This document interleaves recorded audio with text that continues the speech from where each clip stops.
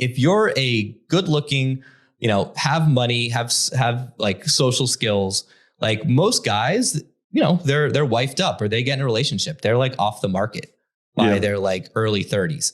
Yeah. And for every one of those guys, there's like a gazillion hot girls, right? Because for a guy to develop those social skills, he needs a lot of time, 5 to 10 years in those environments. And by the time he's done with that, like he's probably has a hot wife and he's not going to be there. Whereas these girls, they develop social skills starting at age like 15, right? Yeah. So like how often do you meet like a smoking hot 23-year-old who's weird or creepy or awkward? Never. Yeah, like a girl. They're so in tune, man. Like just the emotional intelligence is crazy compared to us, man. Exactly. So it's like, so guys think it's like, oh my God, like I have to compete with all these guys. It's like, actually you don't. Like when you're at that highest level, there's not a lot of competition. It's so hard for these girls to meet like a cool guy that has some money, that's not a douchebag, right? It's like, it's so rare. It's so crazy. And this just what I'm getting from this as well. And I really love this. It's like, you're not just meeting women. Most men just go, I'm going to go singularly, just go to meet women. But yours is like, this might sound weird, but how can I go meet men who might have those connections? I'm like, that's when it's like, meet the men, they have the women. It's like, how many times, like even in marketing, just because I love like looking into some marketing stuff, like everyone's like, where's all the traffic? The traffic's already out there. Find people who have your traffic. It's the same stuff. So if you're finding these guys who already have all these women, but then you're giving them, you're not just going to, you're like, this guy's like, give me $1,000. You're like, I'll give you 1,500. And then you've gone above and beyond. So you're like, you're giving value consistently. And maybe it's not just the money. It's the thought of you like, hey, I just want to go a little bit above and beyond. So then you're like ingrained in his head. And like how much value can you give to these men who are creating this? So they want to invite you back, etc. I'm sure was the reasoning part of it. Yeah. Yeah, that's exactly what happened. He was like, dude, it's like so cool to hang out with you. Like, it's so hard for me to meet, like, because we're roughly the same age. He's like 3 years older than me. And he's like, it's so hard to meet guys who are cool, who can like enjoy this lifestyle with me. Because most of these guys, like they're not, or they're like, they're cheating on their wife and they're here at the party, but they're not actually single and they're not like in this world. And he was like, listen, I'm putting together a trip to the Maldives. We're going to shoot the Playboy calendar. The guy who was supposed to come, who paid for half the boat, he's having a kid. He can't make it. So we've got a yacht. We've got 21 Playboy models coming. It's going to be me and you can bring the rest of the guys.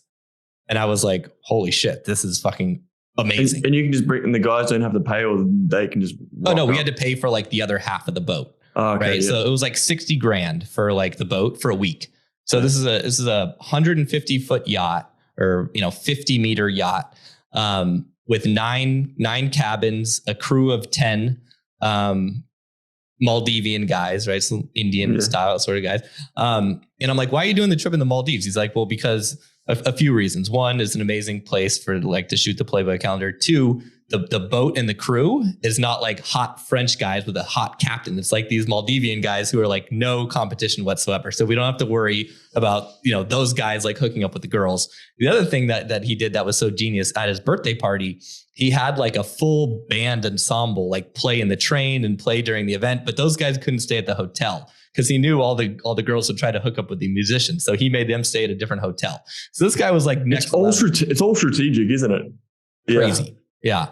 And he's like, control the environment, control the ratio. You're on a yacht. There's no nightclubs. There's no shopping. The girls can't go to the movies. It's like, you're on a desert island, private island each day, and you're on the boat and there's nothing else. Right. And it's just like, and he's like, even the photographer, he's like, you can bring your own photographer because we need one obviously to shoot. And he's like, I'm a photographer, so I can do it, but like bring someone else. So you probably have heard, the story, but this is how I basically like brought the TNL guys into this. So I called James Marshall, who's a friend of mine, and Liam and Alex. And I'm like, hey, you guys want to go to the Maldives with 21 Playboy models? And they're like, what?